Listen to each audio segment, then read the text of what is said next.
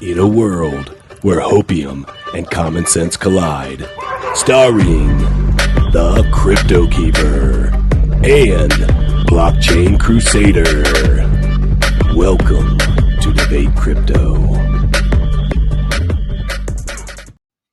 Crypto fam, good evening. It is Saturday Night Live, and you're wondering, where is BlockchainCrusader?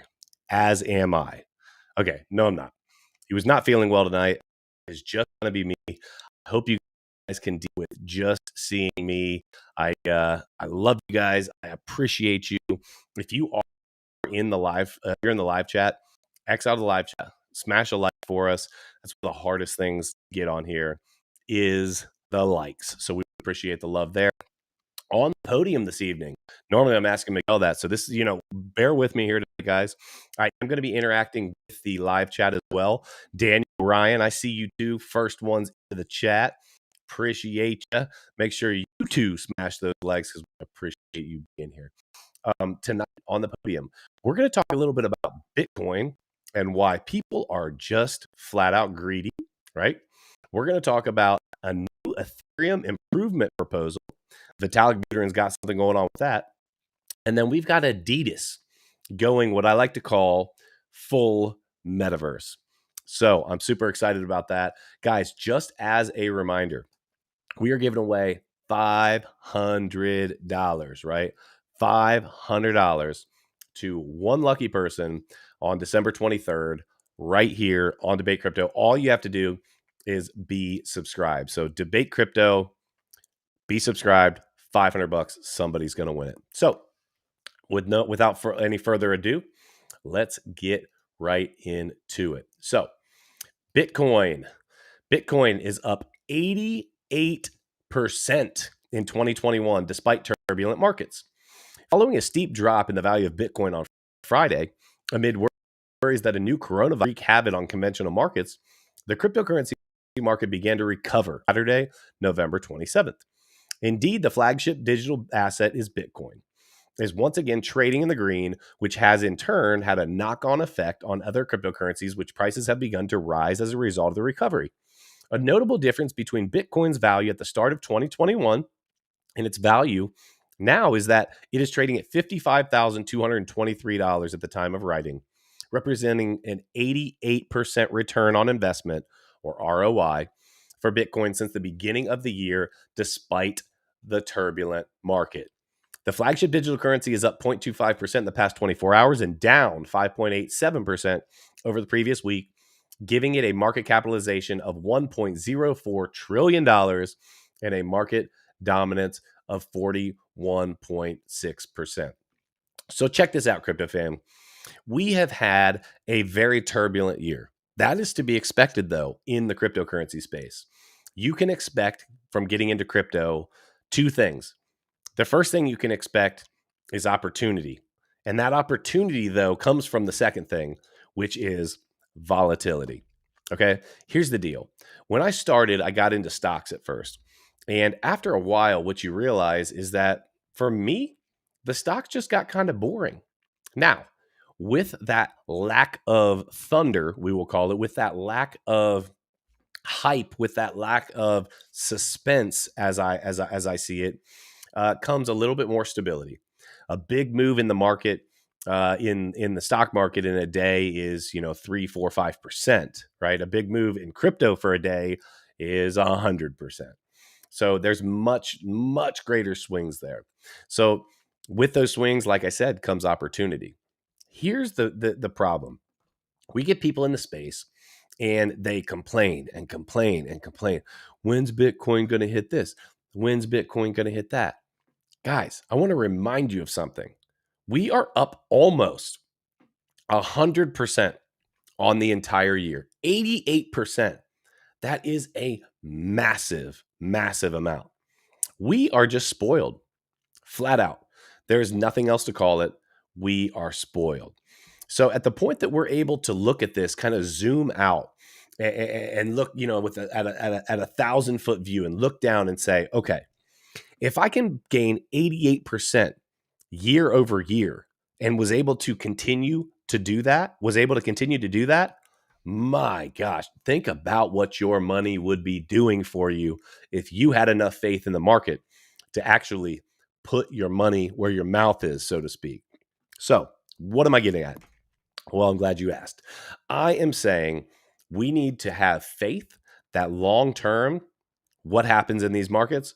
Well, blue chips like Bitcoin win. And that's just a fact. Blue chips like Bitcoin win. I'm going to go a little further into the market or into the article. The cryptocurrency market is in a state of uncertainty, with experts split on whether the market has lost its momentum after reaching an all-time high earlier in November. According to some, the market is beginning a bearish trend, while others anticipate new all-time highs will follow the recent slump before the end of 2021. Guys, listen. Just hear me here, okay? None of us know what's actually going to happen in the space. We don't know, right? We are speculating. Somebody earlier in the chat said something about how, one of the people that we have on the channel, I'll leave their name even out of it, was like, hey, wrong. And my response was like, listen, first of all, everyone's entitled to be wrong. Just ask my wife. Okay, that was, haha, I'm so funny. Everyone's entitled to be wrong. The second thing is, we're not talking about fact or fiction when we're talking speculation. And so just keep that in mind, okay? But at the end of the day, we have massive moves that happen on a regular basis. And you need to be prepared for the fact that these moves are going to happen. If you can prepare yourself for that and you can set yourself up, put yourself in a position to continue to capitalize on that, guys, long term, you win. Pick the right projects, make sure you're educated, you win. Let me jump over into the chat, say hello to a few people here. Who we got in the chat? So let's see here. We got Ryan, we got Daniel, we got Crypto Hodler, we got Noel, we've got Bryson, Larry, Bart, Daniel, Miami Medusa. I think I already said Noel. Guys, Brad. Hello, Crypto fam. I appreciate each and every one of you for being here. I think a couple of people said things were glitching a little bit. But thank you for being here. We appreciate it. Brad says, how many subscribers do you have? Here on YouTube, I think we have approaching 2,300, I think. We just started about 8 or 9 weeks ago, so we've been on a really good movement. I will tell you, besides just the fact that we spit fire on this show, Miguel brings that heat, right? Besides that, being on Around the Blockchain every Tuesday really does help. So guys, if you're in the live chat, please, every single one of you, I know every single one of these names in the live chat. If you could literally X out of live chat for 2 seconds, smash a like, tell me that you like the stream. Tell me that you miss Miguel by smashing that like. So next up, let's jump into it. We're going to talk about my girlfriend. That is correct. We are going to talk about my girl. And if you've been following me for any amount of time, you know what it is. That is Ethereum, my chica, my love, right? Don't worry, my wife knows. Vitalik Buterin puts forward EIP 4488. A side note, super great guy, incredibly intelligent. Every time I look at him, I get a little freaked out. I can't tell you what it is, but I feel like he stares into your. I think the depth of knowledge that he has up in that cranium stares into my soul, and I'm like, yeah. So at any event, I digress. This week, Vitalik Buterin and Ethereum developer Ansgar Dietrichs co-authored a new Ethereum Improvement Proposal, EIP 4488. For those of you that don't know, this is a pause, right? Ethereum Improvement Proposal. So if you ever see EIP, that's what that is, okay? This seeks to cut the gas fees of Ethereum Layer 2 scaling solutions. The proposal is intended to act as a more immediate fix to high gas costs while more robust solutions are developed. Pause, okay? Layer 2 scaling solutions. This channel is all about one thing. Well, two things. First thing, education, okay? And then we take that education to help you better game plan for your future. So what is a layer 2 scaling solution? A layer 2 scaling solution is where a layer 1 would be ETH on the Ethereum network, right? That is layer 1. It is base layer. It is Ethereum, the token or the coin rather being ETH. Okay. Layer 2 is a token which is built on top of another network. So a layer 2 in Ethereum's case would be Matic, Polygon.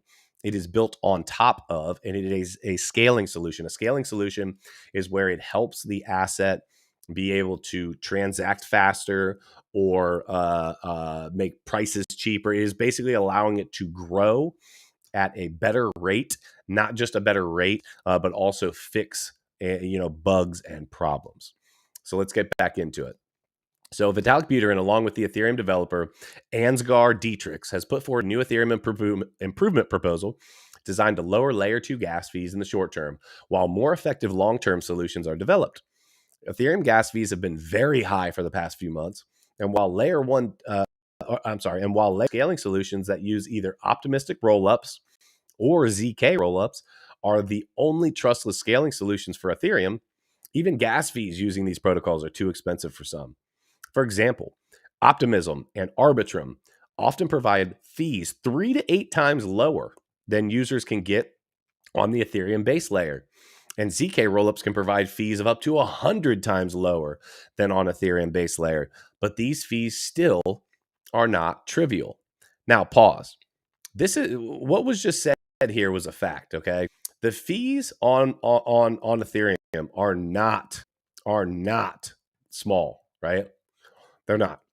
Sometimes you can go over to Uniswap and legitimately, depending on the time of night, you can have a couple $100 gas fee equating to a couple $100, and that's just out of line. That should not be happening, right? But it is a reality right now. So these layer 2 scaling solutions are huge. Okay, some of the problems that I see with the layer 2 scaling solutions. First thing, a lot of times, if it is actually built on the layer 2, we ran into this with our most recent NFT. It was built on Polygon, directly on the Polygon network. Well, guess what? We had to actually bridge some currencies, right? So we had to bridge ETH over onto, we had to move it essentially over onto, we had to move some Matic over onto the actual Polygon Matic network from the ETH network. That's called bridging. You take an asset from one layer, essentially move it over to another layer. That's called bridging. Guess what? Bridging that was $80. So I needed to make what equated to about a 2-cent transaction, okay? And it was going to cost me $80. So there is still problems. Hear me on this. There's still problems with the layer 2s, right? And so what the biggest thing that I can see that needs to happen as we progress forward in the cryptocurrency space is interoperability and usability while that interoperability is happening. What do I mean by that? What I mean is that if we're going to figure out a way to get fees from here to here, then we need to really figure out how to get fees from here to here. Because ultimately, what's happening sometimes is we bring fees from here to here, but oh yeah, we've got this other fee that puts us back to here, right? And so that is because there's so many different moving parts, so many different networks, so many different solutions, so much different code. There's just a lot going on. And I don't claim to be a programmer. I don't claim to be a coder. I'm not. I'm an investor, right? So I don't know the ins and outs. What I do know is that it is very, very complex. And so I will give them a pass for now as we move forward, as we continue to grow in the need to figure some of that out. That is a fact. So EIP 4488 seeks to further decrease layer 2 gas fees in 2 ways. By decreasing transaction call data cost, which is a primary mechanism for both optimistic rollups and ZK rollups, as well as by adding a ceiling for total transaction call data that can be in a block. Increasing the amount of data space available to rollups is, according to Buterin, doable today, as block sizes are nowhere near the sizes that would threaten network stability. While data sharding may be seen as the long-term solution to the imperfection of rollups, this proposal seeks to reduce gas fees in the very short term, possibly by Christmas of this year, according to a tweet by the team at ZK Sync itself a layer 2 scaling protocol. With Buterin himself calling for an ecosystem-wide transition to a roll-up centric Ethereum as the desired short-term solution to cut gas costs, is no surprise that Ethereum scaling solutions have grown alongside Ethereum. Guys, listen. At the end of the day, ETH has what we call network effect, okay? It has grown exponentially. It is massive, and so much is built on top of it. It's not going anywhere. I actually think I saw a tweet earlier that said there is no Ethereum killer, right? And I actually really love seeing it because you guys know how much I love my girl back here, right? ETH is where it's at. The problem with ETH is the glaring problem of gas fees. That is the problem, right? Could we speed things up? Sure, right? The throughput, as it's called, is definitely important, but it's the gas fees for me, right? It's the gas fees for me. Now, let me say this: the institutions are getting involved in ETH, right? They are buying Ether at this point. They ultimately are not concerned about a couple $100 on a gas fee. When you are making hundreds of millions, tens of millions, hundreds of millions, billions of dollars worth of transactions, you're not worried about a few $100 on a gas fee. However, the retail trader, the retail investor, the retail hodler, right, is, because it does make a difference for us. Let me look on over into the chat. What do we got going on over in the chat? Smash up the likes, guys. If you are in the live chat, make sure you X out. Give us a like. Yes, it's just me tonight. It is just me. We've got Miguel not feeling so hot tonight, so we are giving him the night off. Guys, I see people saying that there was glitching in the sound. I'm not sure what's going on. I've got all my sound stuff, what I believe to be working. So I do apologize if there is some of that going on. Please forgive me.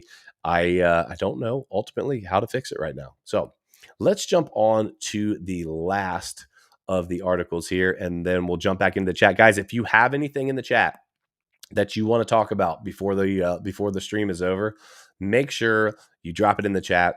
I will look it over. I promise you, I will get to your question. Okay. Adidas goes full metaverse with Coinbase partnership and the Sandbox real estate. Here's a nice little idea of what the Sandbox looks like. Guys, let me say before we dive into this, I think the Sandbox is where it's at. I think the Sandbox, long-term, winner. I think the Sandbox is going to have more going on over the long term than maybe any other decentralized platform for right now. There's going to be a lot of other options out there, don't get me wrong. But for right now, they are the front runner in my estimation for sure. Decentraland has a lot of financial backing. Sandbox does too, but Decentraland especially is backed up by the DCG, the Digital Currency Group, which is obviously huge, right?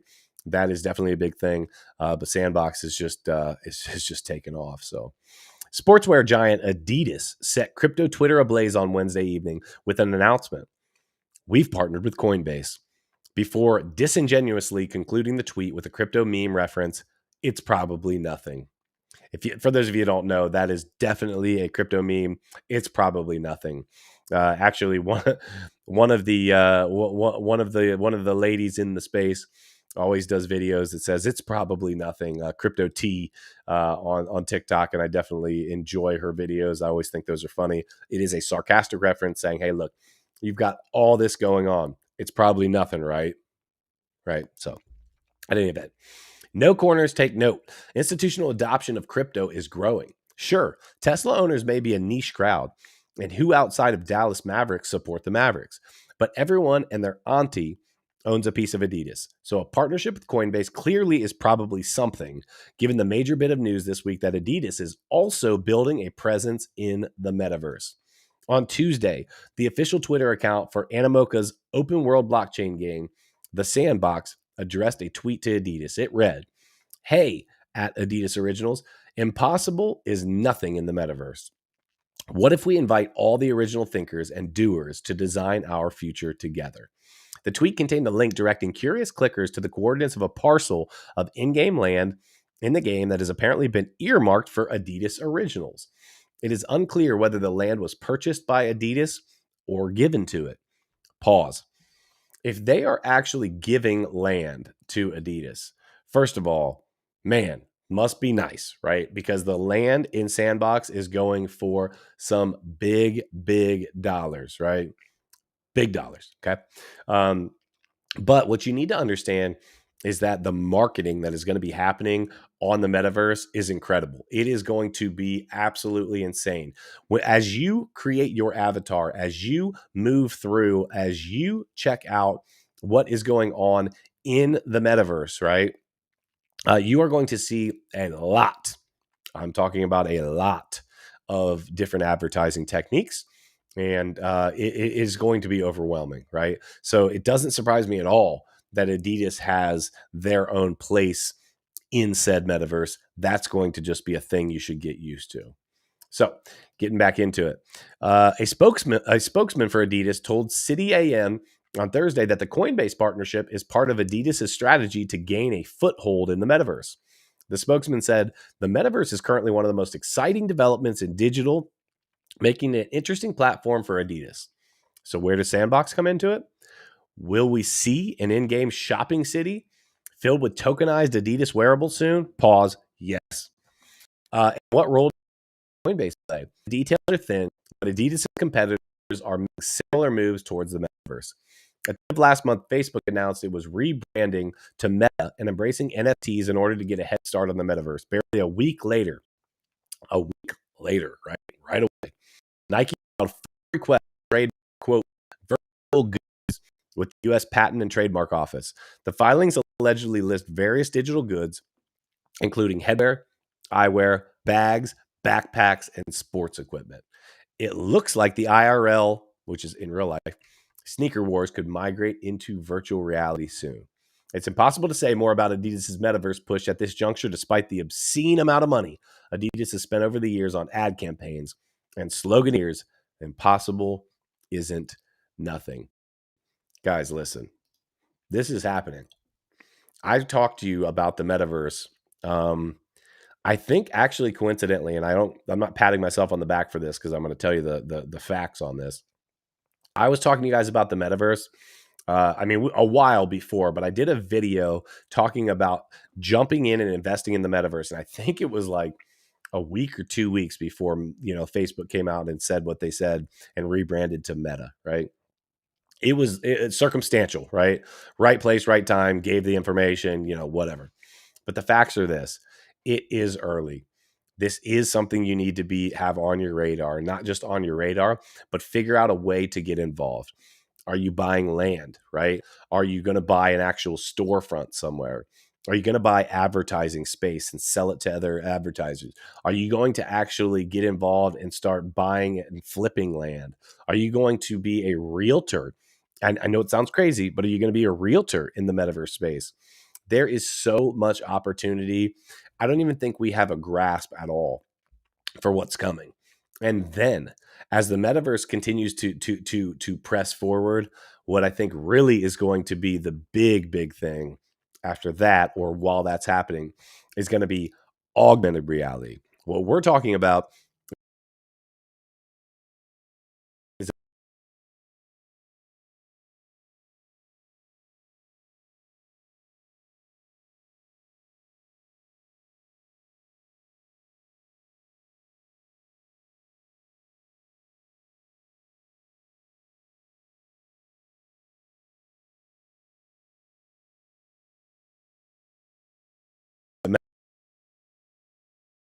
going on. It is glitching out. Guys, I am sorry. We are having a rough time tonight. I'm not sure what's going on or why this is doing this, but augmented reality, ultimately, I'm going to close out the stream, guys, because we're just having trouble.